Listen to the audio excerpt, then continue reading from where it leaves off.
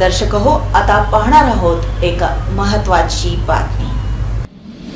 तुमच्या घरात सोन्याचे हंडे आहेत, ते हवे असतील तर विधिवत पूजा करावी लागेल असं सांगून व्यापाऱ्याकडून तब्बल 1,87,31,300 रुपये घेतले। त्यानंतर पैसे देण्यास टाळाटाळ केल्यानंतर व्यापारी गोविंद वंगारी यांनी पोलिसात धाव घेतली। या प्रकरणी गोविंद मल्लिकार्जुन वंगारी वय 42 राहणार कोंडानगर अक्कलकोट रोड यांनी दिलेल्या फिर्यादीवरून संशयित आरोपी भोंदूबाबा मोहम्मद कादर शेख याला गुन्ह्यात वापरलेल्या जादूटोण्याच्या साहित्यासह ताब्यात घेण्याची कामगिरी गुन्हे शाखेच्या पोलीस पथकाने केली आणि त्याला गजाआड केलं। 1 फुटाच्या खड्ड्यामध्ये संशयित भोंदूबाबा आरोपीने 21 नारळ फोडले, त्याचे पाणी खड्ड्यात ओतले, मंत्र जपले। त्यानंतर गुप्तधनाच्या हंड्याचं झाकण देखील दाखवलं। त्यानंतर पूजेसाठी पैशाची विचारणा करून खड्डा बुजवला। त्यानंतर प्रत्येक वेळी आरोपी हा त्यांना काहीतरी खाण्यास देत होता असं यावेळी सांगण्यात आलं। यानंतर आरोपीला 2 दिवसांची पोलीस कोठडी दिली आहे। 2 दिवसांच्या या पोलीस कोठडीतून आता फसवेगिरीची भन्नाट माहिती समोर येईल अशी चर्चा आहे।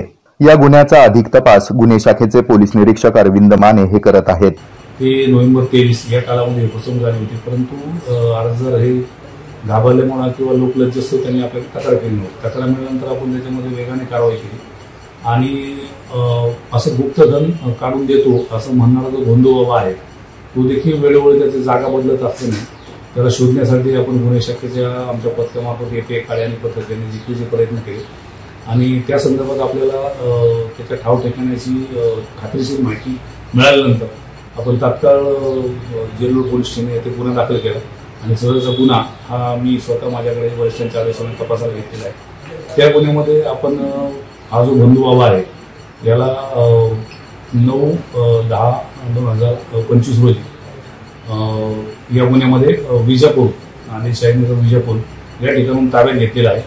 ताब्याच्या वेळेस आपण घेतलं त्यावेळेस ज्या ठिकाणी तो राहत होता त्या ठिकाणी देखील हे सर्व पूजा अर्चा किंवा जे काय असेल ते परत आपल्याला निष्पन्न झाले। त्या ठिकाणी त्याला ताब्यात घेतानाच आपण तो पंचनामा करून त्या सर्व वस्तू जादूटोणा करण्याच्या आपण ताब्यात घेतलेल्या आहेत आणि त्याला आपण ताब्यात घेऊन या गुन्ह्यामध्ये अटक करून आपण उद्यापर्यंत म्हणजेच सोमवारपर्यंत आपण पोलीस कस्टडी रिमांड घेतलेला आहे। या गुन्ह्यामध्ये फसवणूक त्याचप्रमाणे जादूटोणा अधिनियमाप्रमाणे गुन्हा दाखल करण्यात आलेला आहे आणि ही जी फसवणूक रक्कम आहे ही रक्कम कुणाकुणाला त्यांनी दिलेली आहे किंवा त्यांनी त्या रकमेचा काय विनियोग केला आहे या संदर्भात तपास प्रगतीपथावर आहे आणि ती रक्कम रिकव्हर करण्यासाठी गुन्ह्यामध्ये जप्त करण्यासाठी आमचे प्रयत्न चालू आहेत। सोलापूर शहरातील नागरिकांना आवाहन करण्यात आले की त्यांची देखील अशा प्रकारे जर फसवणूक झाली तर त्यांनी संबंधित पोलीस स्टेशन येथे तक्रार दाखल करावी। हे आहे मेट्रोकास्ट केबल नेटवर्क आणि आपण पाहत आहात द न्यूज प्लस बरच काही।